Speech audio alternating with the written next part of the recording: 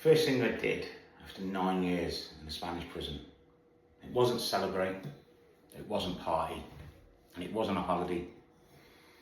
After I hugged my mum for the first time in nearly a decade, I wanted to do that because at the time, she never came to visit from my choice. I didn't want to have been told when I could release my mum. So the first thing I did was I brought coffee. I sat on a bench and I listened to the birds sing and I cried. Not because I was sad, because I forgot what freedom actually sounded like. And that's what this video is about.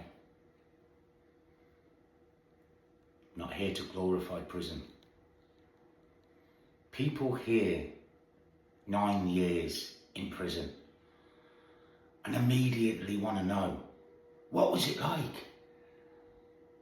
They want you to tell them all the gory stories and the details.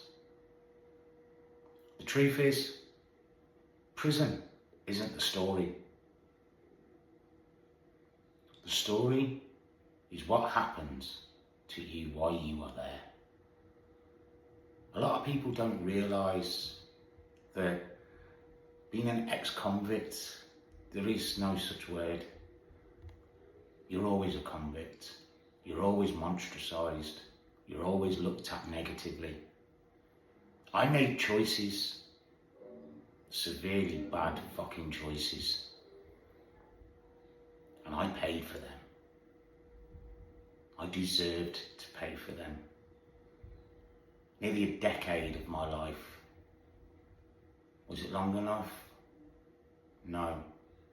But I live with something that is lifelong.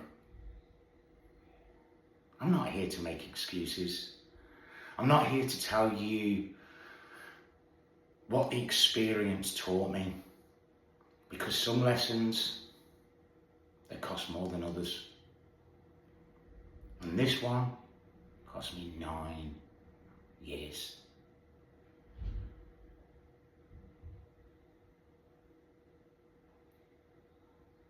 You see, prison strips you of many things within your life, and it isn't just your freedom. Do you want to know what the first thing it strips you of?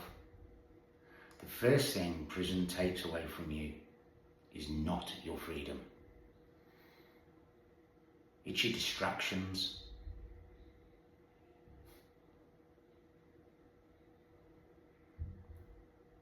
Your mobile phones. No, none of them. No scrolling. No escaping into entertainment. No substances. No running from yourself. Now you're going to sit there and say, there's phones inside, there's substances inside. They're not meant to be there. It's a choice. You choose if you want that distraction. It's just you and your thoughts. Day after day, month after month. And yeah, you got it. Year after year. Most people never spend that much time alone with themselves. If you ever tried to sit and not touch your phone for 10 minutes, not look at a TV, just sit with your own thoughts without giving yourself a distraction. I just didn't have that choice. At first, it was fucking torture. Because all the things I'd been avoiding were suddenly sat right there in front of me. The regrets, the mistakes, and the fucking guilt. And the hard truth. But eventually, something changed. stopped running and I started to listen. And I don't mean just listening. I really listened. Listened to the own thoughts that are in my head. When you do that, there's a clarity that happens. Prison taught me gratitude. And not the Instagram version, the real version.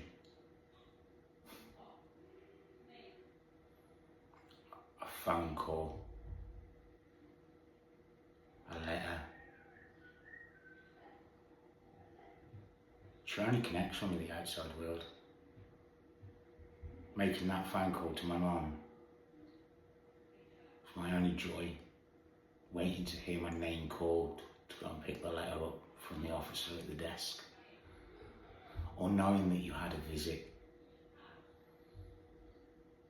Sunlight on my face. A decent cup of coffee. Things most people barely notice become everything when you're locked away. And when you've gone without something for long enough, you stop taking it for granted.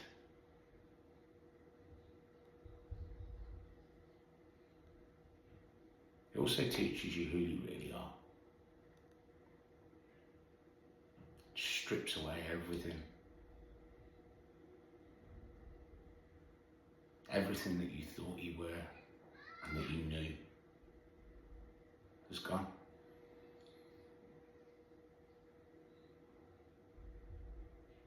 Your image,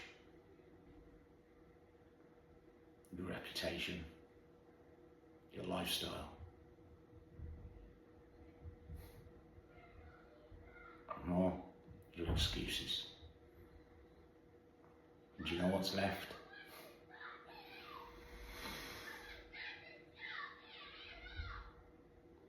You. Just you. It didn't always feel like that. But it's what I saw.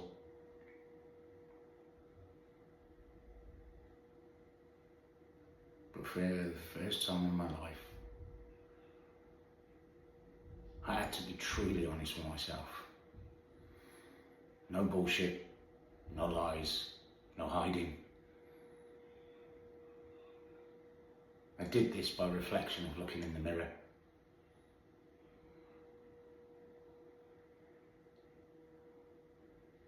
And here's one thing that not many people tell you.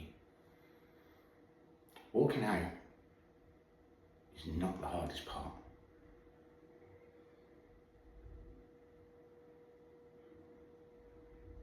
Staying free is, because prison walls are obvious, but the walls you build up in your mind, they surely ain't. I still came out with old habits, old thinking,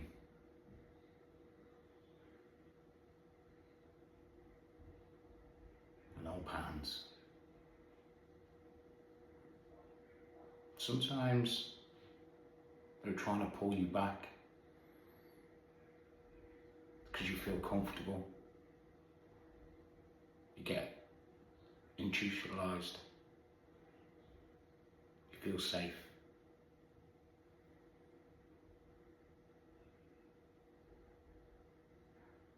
The real freedom wasn't leaving the prison. The real freedom was learning not to become the person who I ended up to be and who got me there in the first place. 14 years I've been out now. Prison gave me PTSD, anxiety and depression. I hit drink and I hit drugs to mask all that, to forget everything. But now, nearly 3 years sober, every day I make that choice again. That's freedom. Not a gate opening, not a decision. If you're still with me, drop me a subscribe. Let me know. If there's one thing I want you to take away from this video, it's this.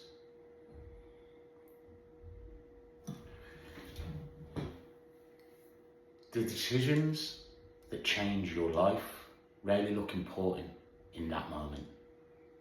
They're small. Who you spend your time with, what you tell yourself, what you put into your body. And then what you do when nobody's watching.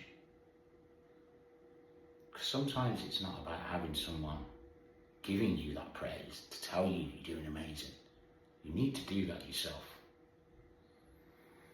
Those small decisions become years, for better or worse. I know, because I've lived on both of those sides. I've lived living with regret. I've lived with sitting there and overthinking and destroying myself internally and mentally because I didn't know how to forgive myself, how to move forward. Drink and drugs were clouding that. It masked everything. Sometimes, now, I sit outside with a coffee, I hear the birds singing, and most people won't think that is anything. But I do, because I remember a time when I couldn't hear them, a time when freedom was something I could only imagine.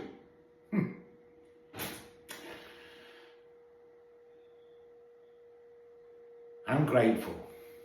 I'm grateful to have that second chance. And that's why I never take the simple things for granted anymore.